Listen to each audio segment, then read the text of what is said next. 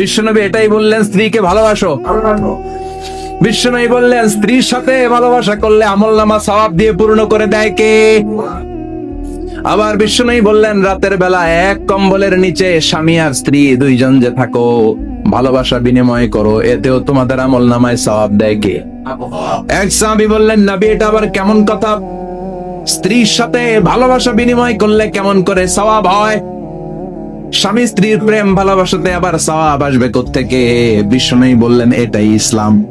এই ভালোবাসা যদি স্ত্রীর সাথে শেয়ার না করে শালীর সাথে করো, গুনাহ আছে না নাই? ভাবির সাথে টাঙ্কি মারলে গুনাহ আছে না নাই? তো শালীর সাথে ভাবির সাথে যদি ভালোবাসা শেয়ার করেন, যদি গুনাহ হয়, নিজ স্ত্রীর সাথে ভালোবাসা শেয়ার করলে সওয়াব হয়। সুবহানাল্লাহ পড়েন। আপনার হাত যখন আপনার স্ত্রীর হাতের সাথে মিলান, দুই হাতের সগীরা গুনাহ মাফ করে দেয় কে?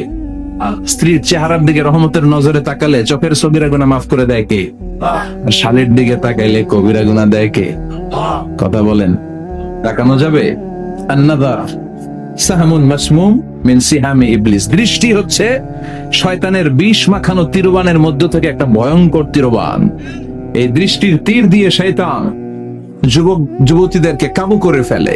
এজন্য আমার যুবক ভাইরা, তোমাদের এই স্মার্টফোন গুলোর ভিতরে ইন্ডিয়ান নায়িকাদের কোমর দুলানো ড্যান্স রাখা যাবে না। চিল্লায় বলো ঠিক কিনা?